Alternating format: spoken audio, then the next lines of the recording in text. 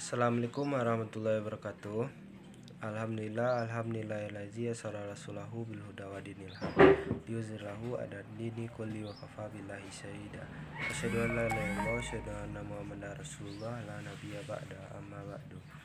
Pertama dan utama sekali, marilah kita ucapkan puji dan syukur kita atas kehadiran Allah Subhanahu wa taala yang telah melimpahkan rahmat dan kurnia-Nya kepada kita bersama sehingga kita dapat berkumpul di perkuliahan hari ini. Selawat dengan salam tidak lupanya kita hadiahkan buat Nabi junjungan kita yang mulia Nabi besar Muhammad sallallahu alaihi wasallam.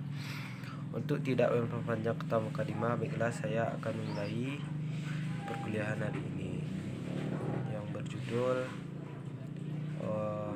Paradigma Dinamik Governance and Allocated Governance mata kuliah, disusun oleh kelompok 6 yang beranggotakan Feni Maria, yang kedua April, yang ketiga saya sendiri Najib, yang keempat Pak Sarya. Dinamik governance. Dinamisme pada hakikatnya merujuk pada kondisi adanya berbagai ide baru, persepsi baru, perbaikan secara terus-menerus, respon yang cepat, penyelusuran secara fleksibel, dan inovasi yang kreatif. Dengan kata lain, dinamisme atau kondisi yang dinamisme itu menggambarkan proses belajar yang tiada henti, cepat dan efektif, serta perubahan yang tiada akhir. Sementara itu, konsep governance telah diartikan sebagai beragam oleh para ahli. Bahkan keberagaman pemaknaan konsep tersebut telah mengakibatkan konsep governance termasuk dalam kelompok konsep yang tidak terdefinisi secara jelas, seperti dikemukakan oleh Pierre dan Peter, bahwa konsep governance merupakan konsep yang notorious Spiders. Namun demikian, Spider mengatakan bahwa ketidakjelasan tersebut justru menjadi menjadi sebuah konsep yang mengglobal. Dari kedua konsep tersebut, dinamis dan governance, Neo dan Chen mengatakan bahwa governance menjadi dinamis manakala pilihan-pilihan kebijakan dalam diadaptasikan dengan perkembangan terkini dalam lingkungan yang tidak pasti dan berubah sangat cepat, sehingga berbagai kebijakan dan lembaga pemerintahan tetap relevan dan efektif dalam mencapai tujuan yang jangka panjangnya. Manfaat dynamics governance. Saat ini semua negara di dunia menghadapi lingkungan yang penuh dengan ketidakpastian dan perubahan yang begitu cepat dan sulit diprediksi. Kemajuan yang diraih sekarang tidak menjamin kelangsungan hidup di masa depan. Bisa jadi seperangkat prinsip, kebijakan dan praktek-praktek pada awalnya baik. Governance yang statis mempertahankan status quo dan pada akhirnya akan membawa keadaan yang stagnat dan tidak berkembang. Tidak ada perencanaan yang hati-hati yang menjamin relevansi dan efektivitas governance. Jika lembaga pemerintahan tidak memiliki kepastian untuk belajar, berinovasi dan berubah di tengah lingkungan global yang terus berubah dan sulit diprediksi. Tantangan dalam praktek dynamic governance.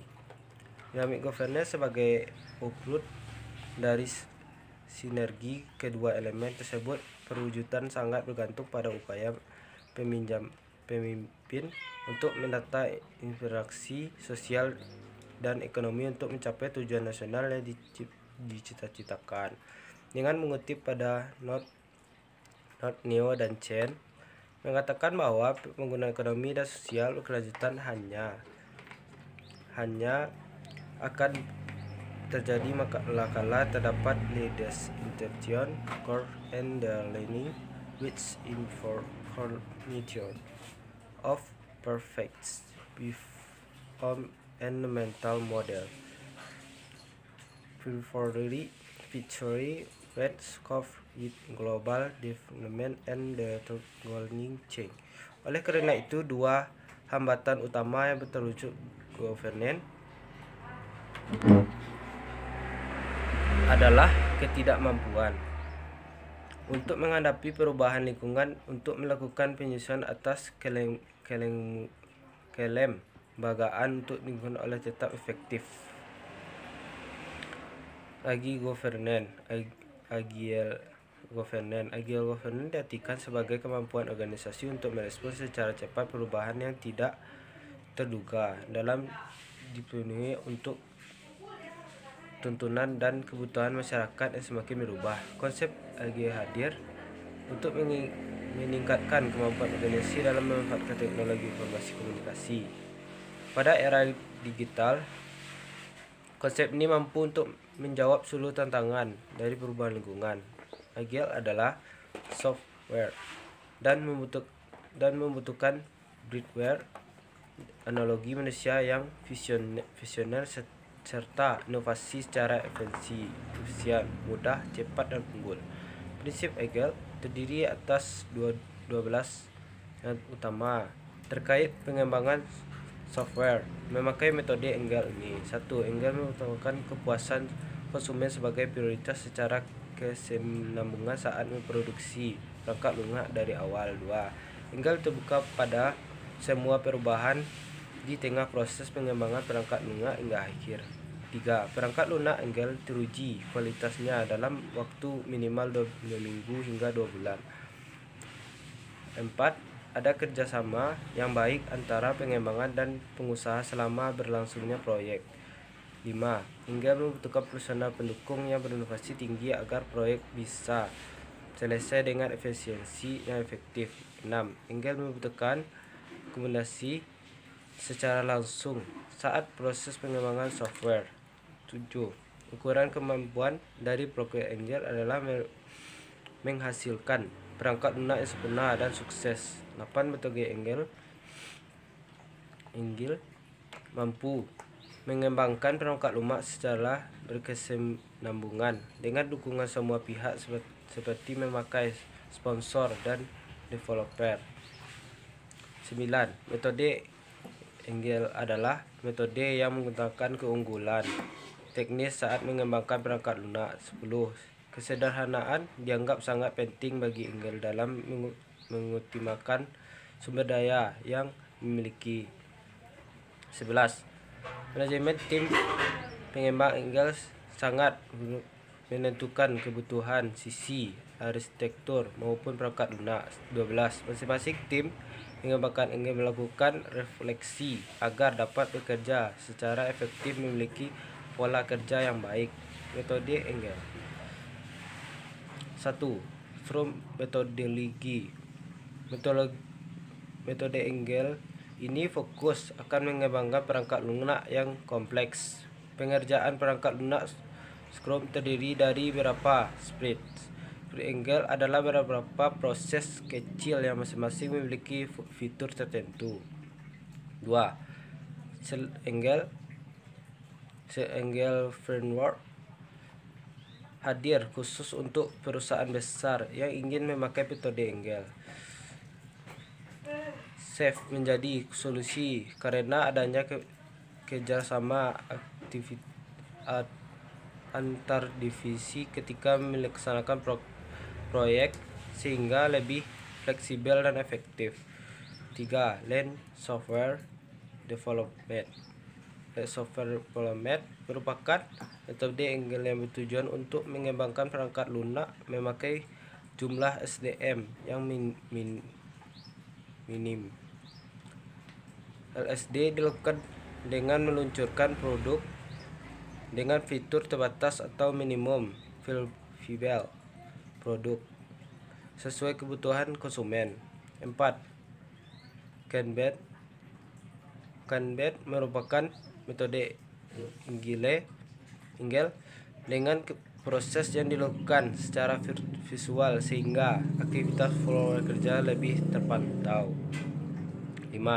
Extreme Programming merupakan metode Agile yang fokus terutama pada sisi teknis pengembangan sehingga hasil software berkualitas tinggi. Dengan demikian, potensi tim pengembangan akan meningkat secara signifikan karena telah bekerja ekstra keras. 6. Cross metodologi merupakan metode Engel yang lebih fokus pada kondisi tim yang bekerja dibandingkan pada tool atau proses. Fokus komunikasi tim, teks feedback.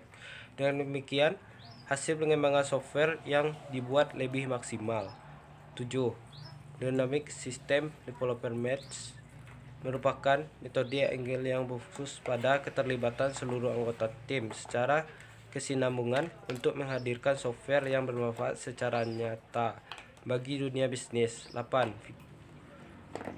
Feature Developer Driven Development merupakan metode Engel yang fokus menyelesaikan suatu fitur.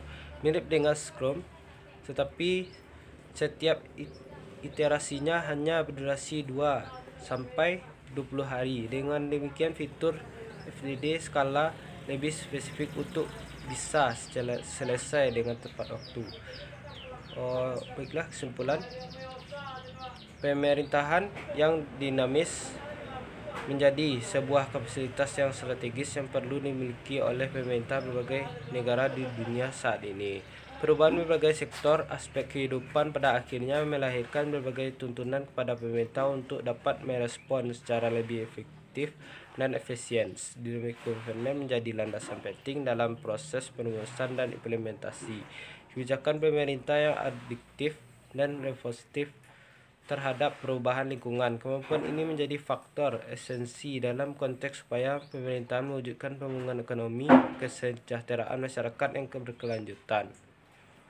Engel governance diartikan sebagai kemampuan organisasi untuk merespon secara cepat perubahan yang tidak terduga dalam memenuhi tuntunan dan kebutuhan masyarakat yang semakin berubah. Konsep Engel hadir dan meningkatkan kemampuan organisasi dalam memanfaatkan teknologi informasi komunikasi pada era digital. Konsep ini mampu untuk menjawab seluruh tantangan-tantangan yang perubahan lingkungan. Engel adalah software dan membutuhkan hardware analogi manusia yang visioner serta inovatif secara esensial. Penerapan cara mempertahankan dan mengembangkan Engel governance sebagai produk transformasi inovasi pemerintahan daerah pada situasi pemilihan kepemimpinan menimbulkan indikasi degradasi, transformasi, inovasi, dan justru lebih berkembang berjalan sangat baik tersistem. Situasi pemilihan kepemimpinan dipandang sebagai cara untuk langkahnya untuk mengembangkan dan memperbaiki kekurangan yang terjadi pada periode sebelumnya. Sekian, terima kasih. Maka berakhirlah perkuliahan dan materi yang saya bacakan tadi. Mungkin dapat diambil ilmunya dan ilmunya dan bisa diterapkan dalam kehidupan sehari-hari. Kurang lebih maaf saya ucapkan, mohon maaf. Saya akhiri dengan assalamualaikum warahmatullahi wabarakatuh.